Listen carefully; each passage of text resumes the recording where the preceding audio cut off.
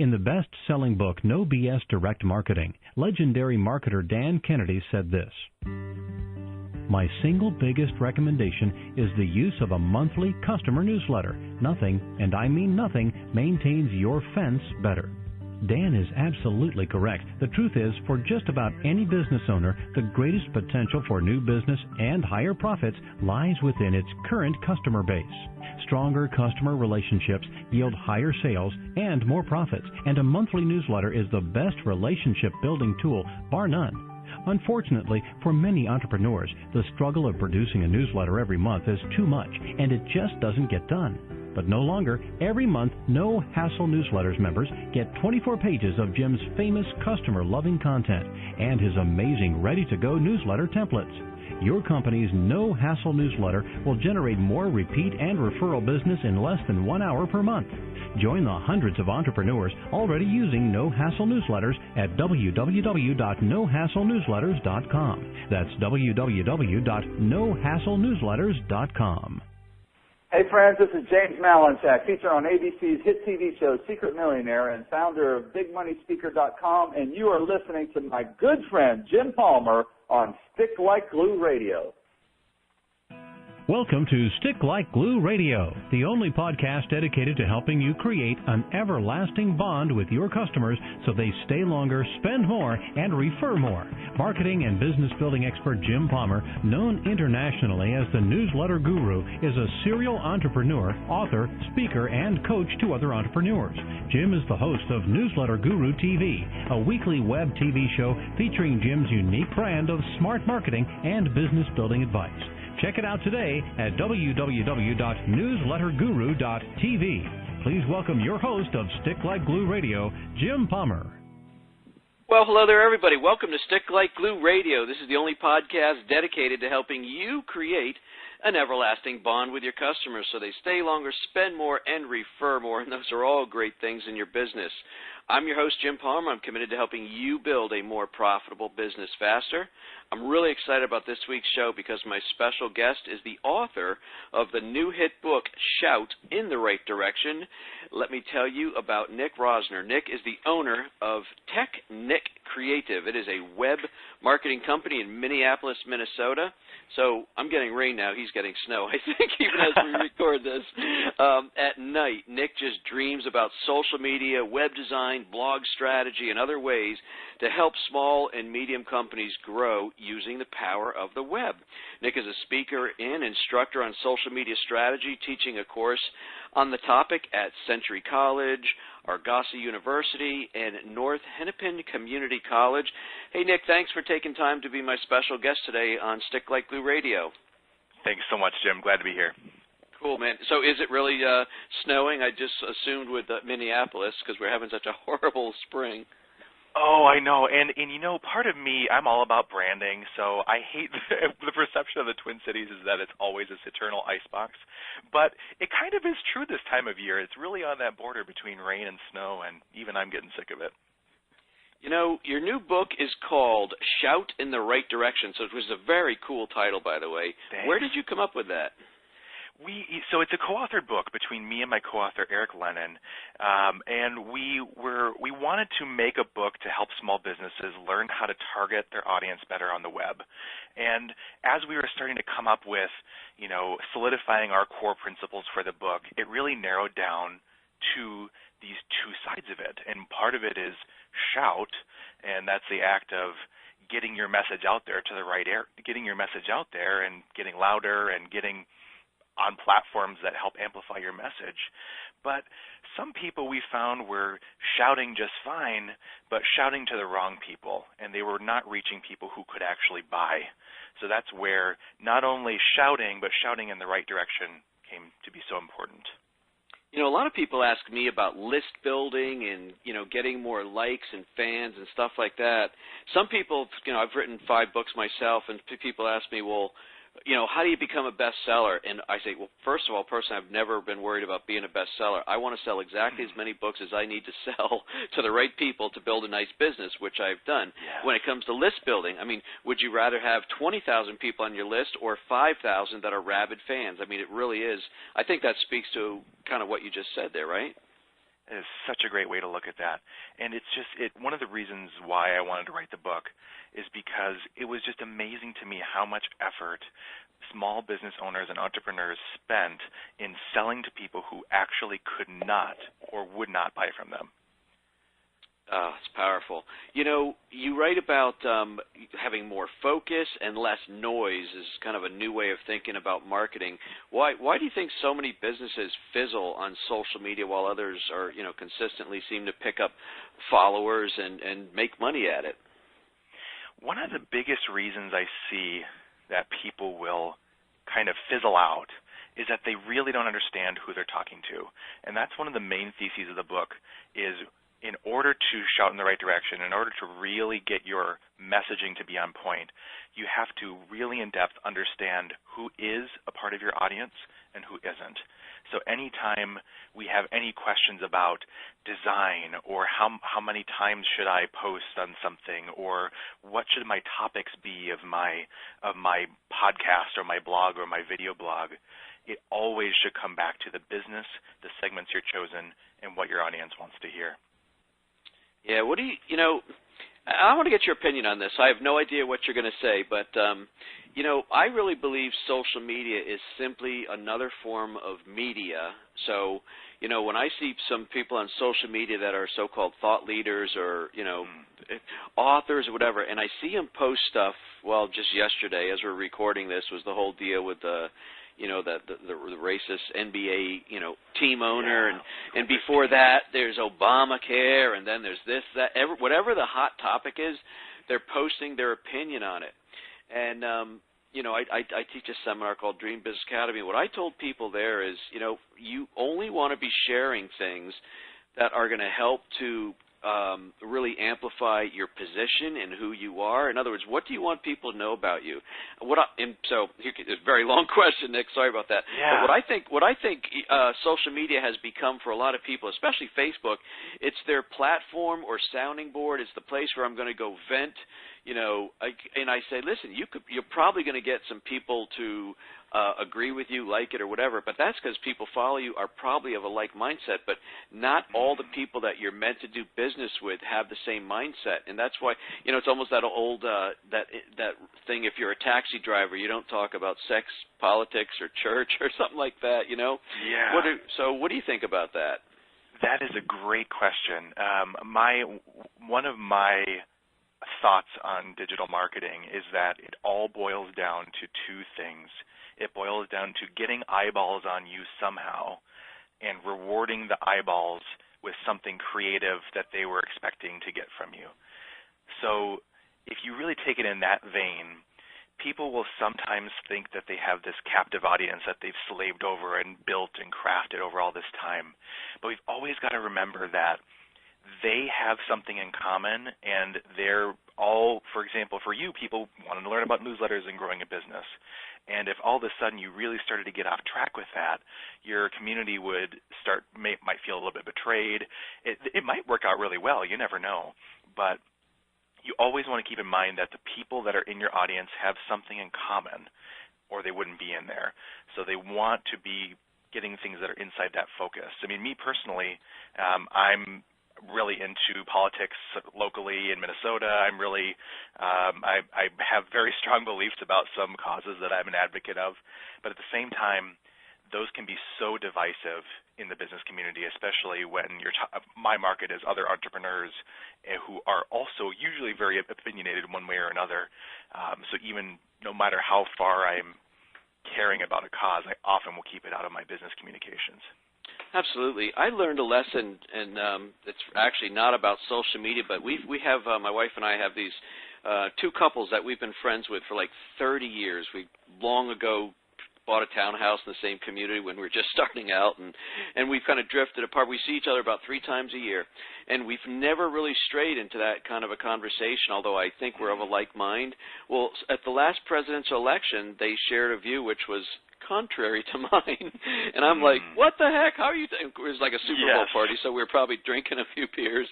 And it quickly got into heated. I don't know, people can't seem to have a civil conversation anymore, myself included, with some hot topics. But I quickly realized that, you know what, let's just stop this. I don't want this to come between our friendship. We're totally cool. You know what I mean? But I think social media is like that also. It's really a relationship-building tool. And when you when you say things which can be divisive, even if they're your own views, that's not going to be a thing that's going to help you build your business. And as a principle in general, I've often found that the people who are best on social media are the most powerful influencers in person and in in-person networking situations anyway, either from the stage or when they're talking with you at a networking event. So the same principles apply into real life as most social media questions do, where if you can have a civil and inclusive discussion about a political issue that might affect you, then maybe. But if it can very easily be taken as something that's divisive, especially if it's just in text and they can't see your nonverbals, it can very quickly go awry and you can lose some people. It's a great observation. Hey, Nick, what do you think the biggest challenge is that you see, probably doing research for your book and just being out there, what do you see the biggest challenges that faces small business owners today from a marketing perspective? The number one challenge, and this is why I've chosen to set up the way I consult in the book and everything, is around choosing your segments in a way that creates clarity for what you should do in your business.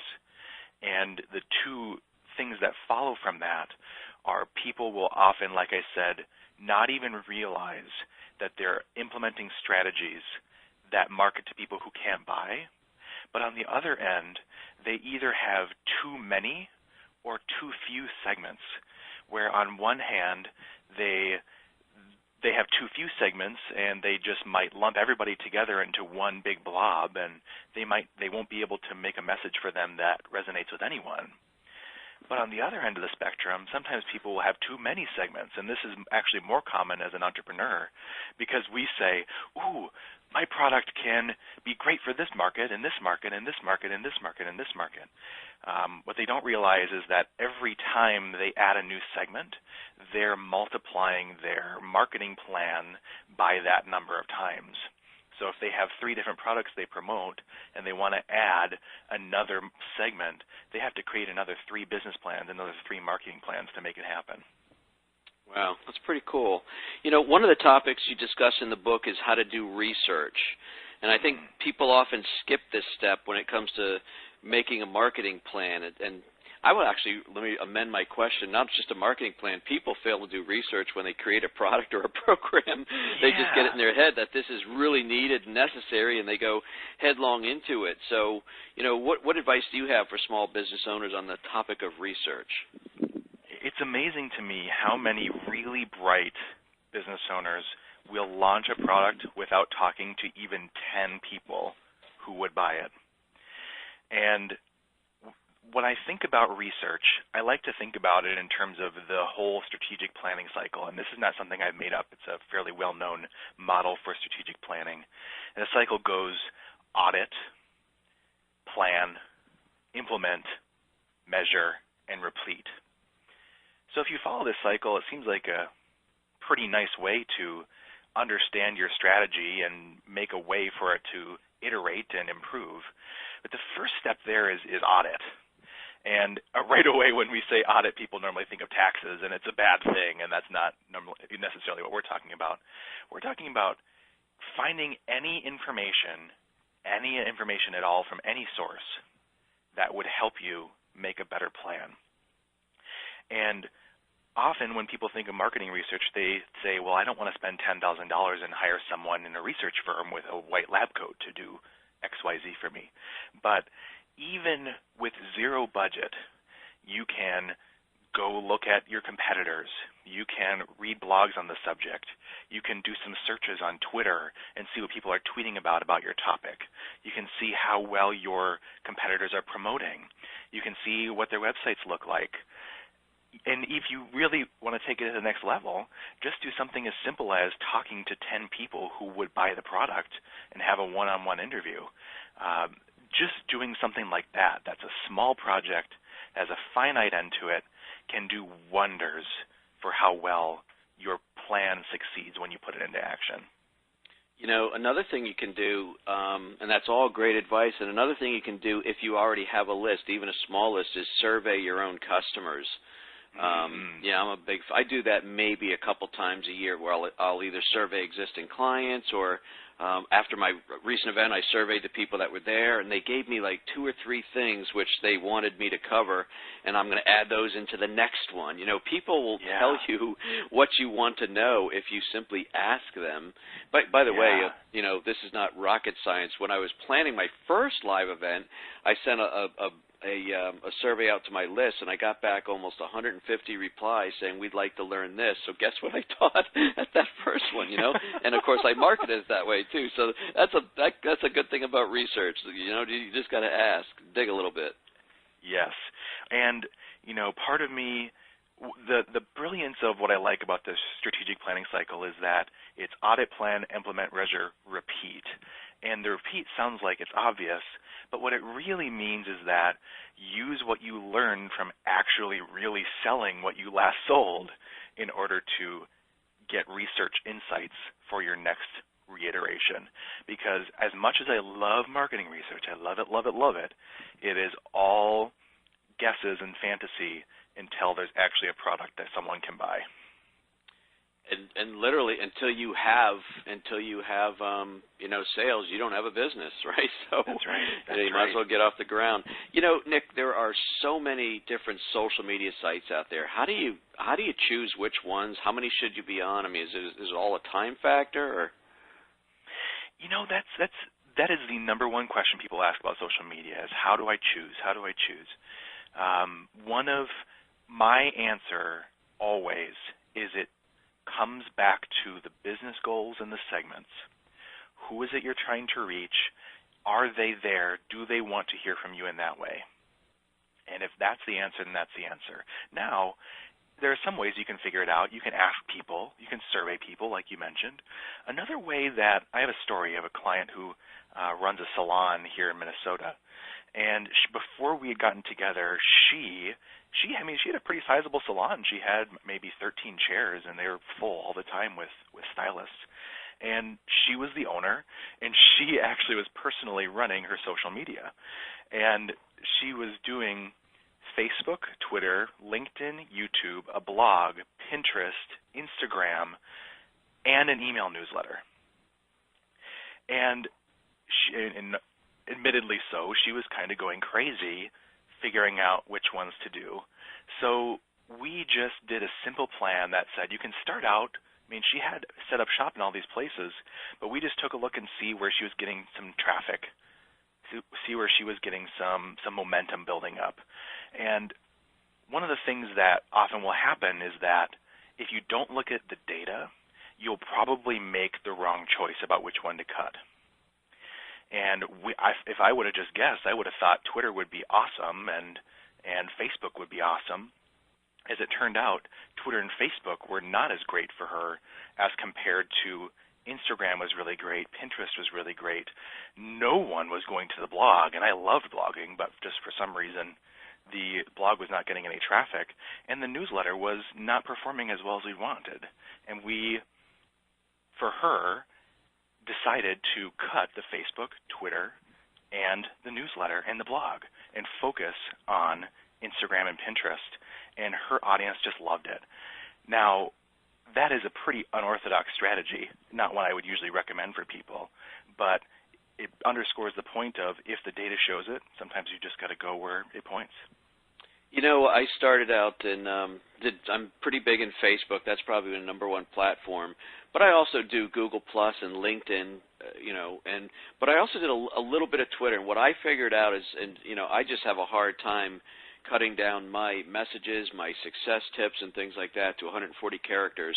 The other thing I figured out about Twitter, and I mean, I really tried, but it's got to be so hard. And the other thing I figured out is you can't go on Twitter, in my opinion, you can't go on Twitter once or twice or 3 times.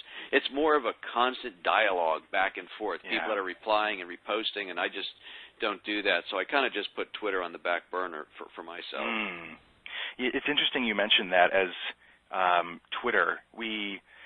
One of my thoughts, my views on Twitter is that even more important than just blasting out stuff on Twitter is the power of the one-to-one message.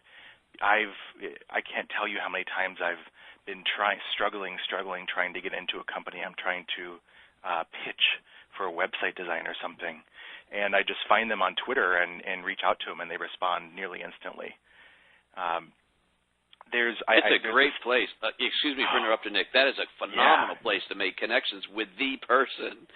Yeah, because CEOs have Twitter accounts of their own that they sometimes manage themselves. So you never know how that can work.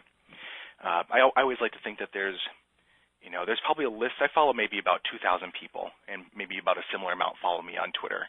And there's probably about 100 or 150 that I remember I've memorized their username. I know that they're active on Twitter, and if I tweeted them, they would tweet back.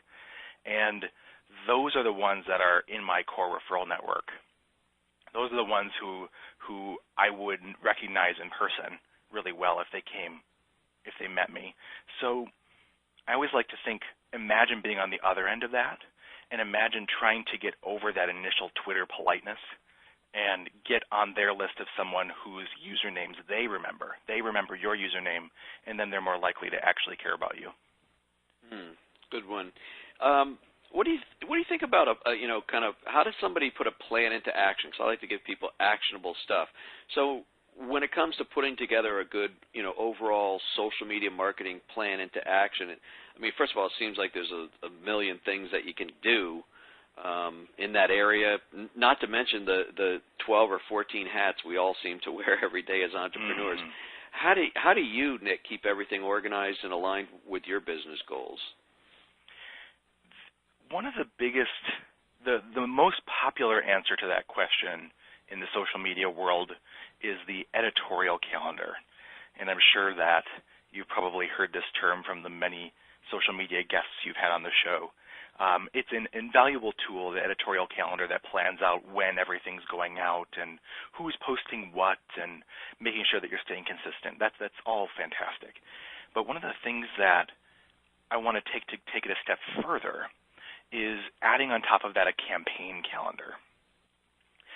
And campaign calendar is different from an editorial calendar in that it focuses on business results.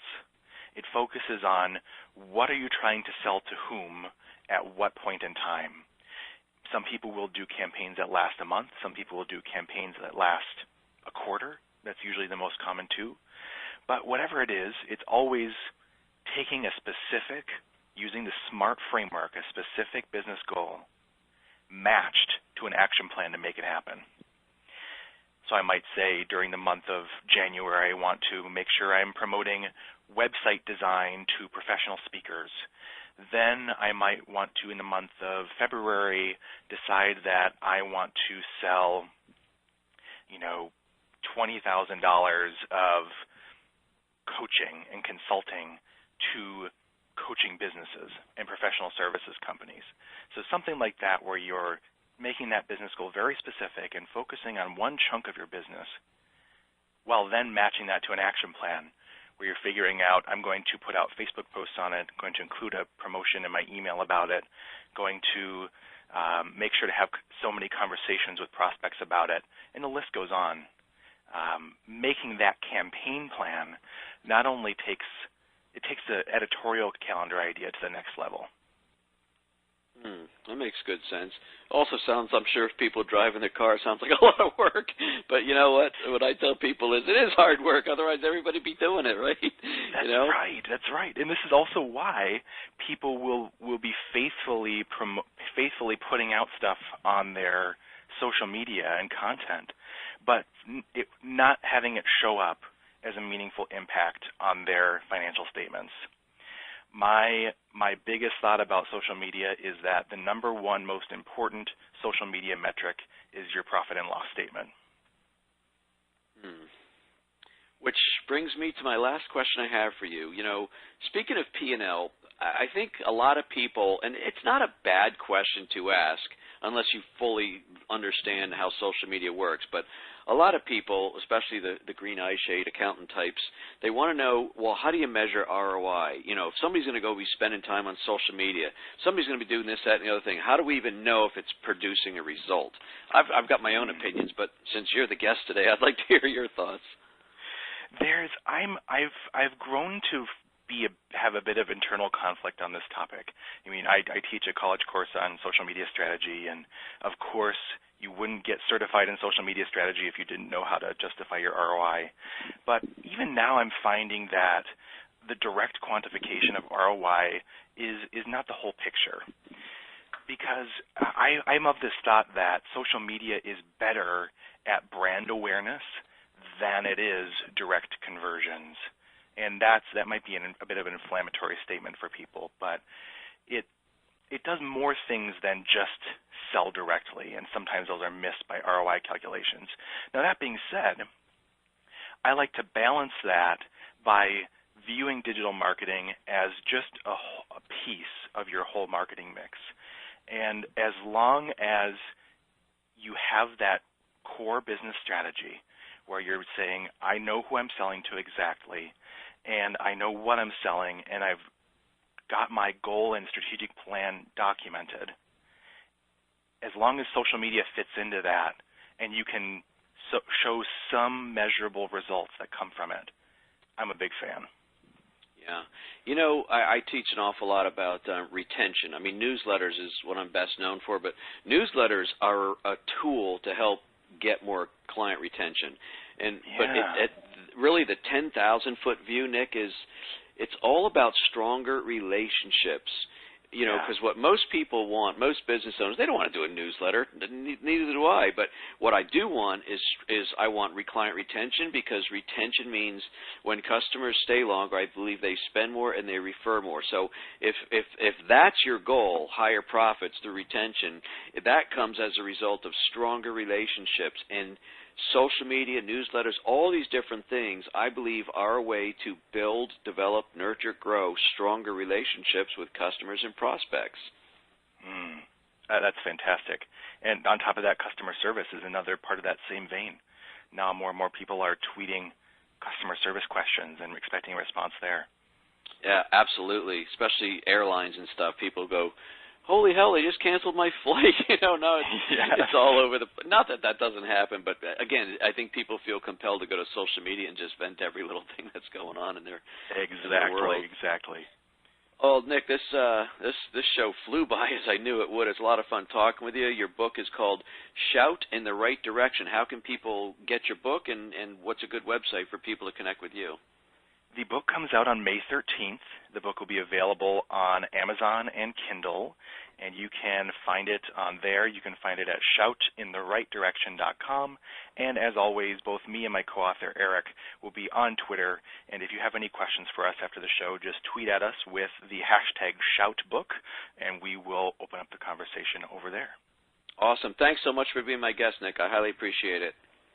Thanks, Jim. Hey, folks, that wraps up this very special edition of Stick Like Glue Radio with Nick Rosener, the author of the book. Actually, now I know the co-author of the book, Shout in the Right Direction.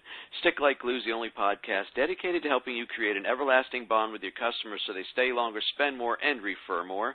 I am your host, Jim Palmer. I'm committed to helping you build a more profitable business faster. Watch for another great episode of Stick Like Glue Radio this exact time next week. And until then, keep taking action, keep moving forward, and don't ever, ever, ever give up. Hey, now go out there and do something nice for somebody today. Take care, everybody. You've been listening to Stick Like Glue Radio, the only podcast dedicated to helping you create an everlasting bond with your customers so they stay longer, spend more, and refer more. Stick Like Glue Radio features Jim Palmer's unique brand of smart marketing and business building advice for action-oriented entrepreneurs. To make sure you don't miss a single profit-boosting show, subscribe to this podcast at www.getjimpalmer.com. If you know other entrepreneurs looking for the fastest way to higher profits in their business, please tell them about the Stick Like Glue Radio podcast. Now go and implement what you've learned and boost your profits. See you next week for more Stick Like Glue Radio.